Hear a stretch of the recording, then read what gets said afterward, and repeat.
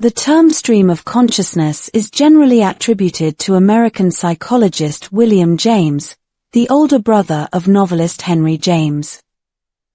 Initially used by psychologists in the late 19th and early 20th centuries, it described personal awareness of one's mental processes. In a chapter of the Principles of Psychology titled The Stream of Thought, James provides a phenomenological description of this awareness. Consciousness, then, does not appear to itself chopped up in bits. Such words as chain or train do not describe it fitly as it presents itself in the first instance. It is nothing jointed, it flows. A river or a stream are the metaphors by which it is most naturally described. In talking of it hereafter, let us call it the stream of thought, of consciousness, or of subjective life. It is important to distinguish stream of consciousness from free association.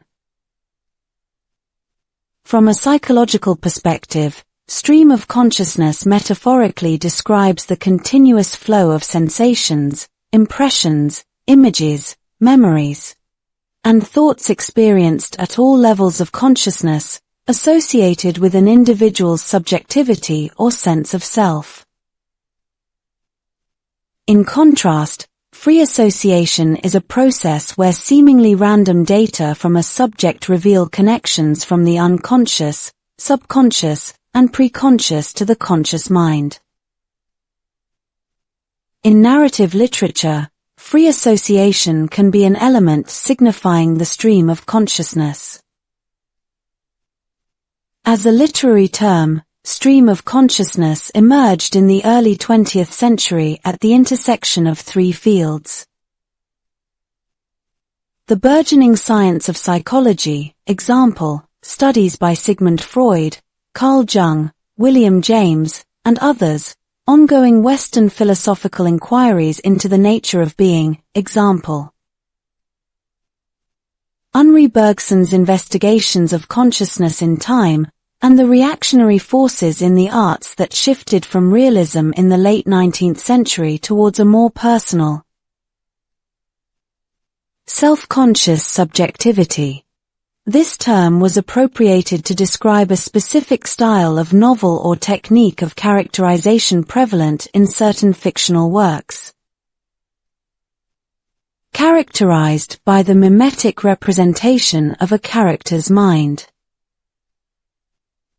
This technique dramatized the full range of a character's consciousness through direct and seemingly unmediated quotations of mental processes such as memories, thoughts, impressions, and sensations.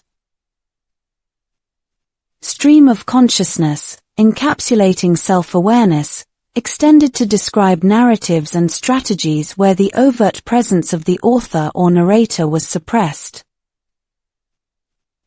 presenting the story exclusively through the thoughts of one or more characters. Examples of stream of consciousness techniques can be traced back several centuries, including works by Rhoda Broughton and Lucy Clifford in the 19th century.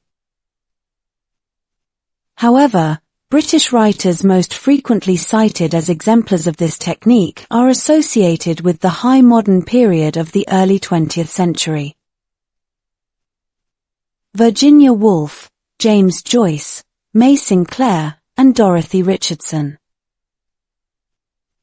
Given its origin, it's understandable why some Anglo-American literary critics and theorists have broadly applied the term stream of consciousness to all textual manifestations of characters' mental activity in narratives.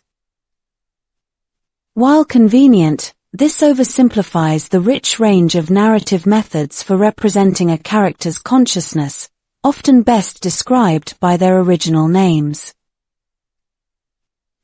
For example, the interior monologue renders a running monologue of a character's logical thoughts without authorial or narratorial intervention or common textual signs like quotation marks,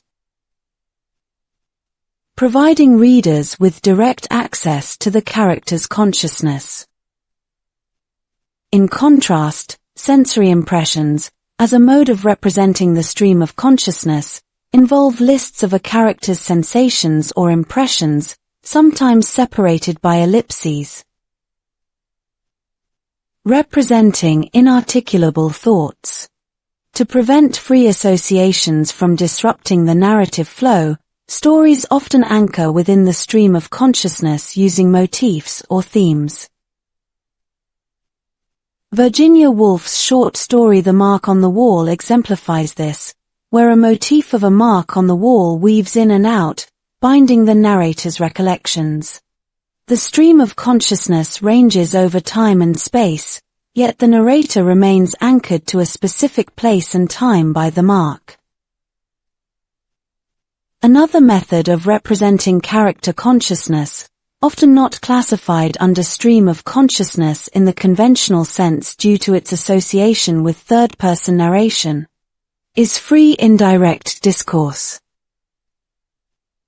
In James Joyce's The Dead, for instance, the narrative transitions from the narrator's description of Gabriel's thoughts to Gabriel's own conscious thoughts, blending sensory impressions and character introspection. Authors employing this technique aim for emotional and psychological authenticity, seeking to capture how the mind naturally transitions from one thought to another. They emphasize that thought is not linear. Our minds do not operate in logical, well-organized, or even complete sentences. While analyzing stream of consciousness, the following passage in Woolf's Mrs. Dalloway seems particularly compelling.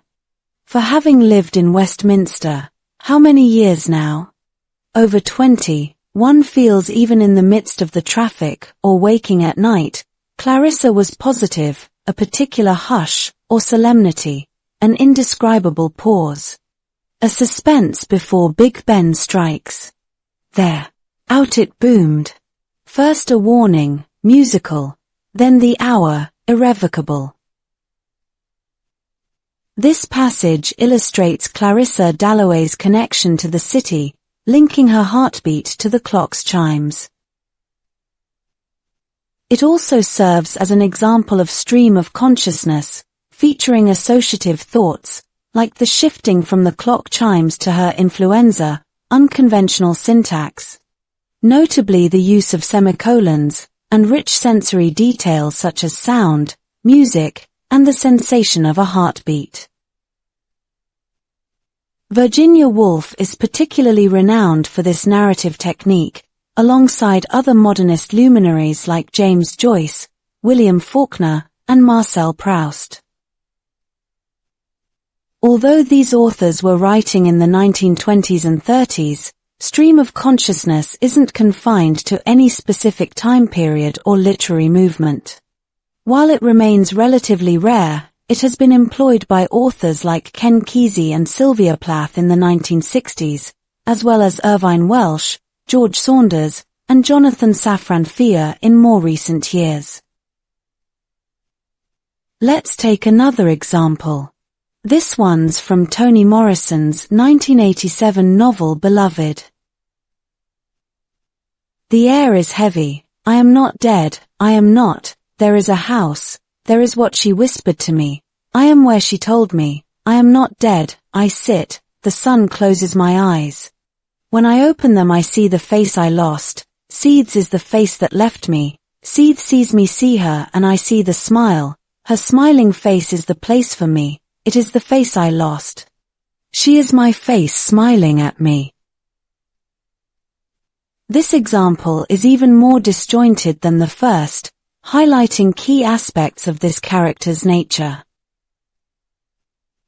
The speaker, beloved, is childlike, ghostly, frightened, and confused. Her agitated repetition of I am not dead conveys a desperate clinging to life, while the recurring image of Seeth's smiling face underscores its emotional significance for beloved. Association is also prominent here, transitioning from the house to the sun, then to the eyes, and finally to Seeth's face. And consider the syntax. This character's thoughts are so fluid and streamlike that there is no punctuation at all, enhancing the passage's urgency, fear, and ultimately, hope.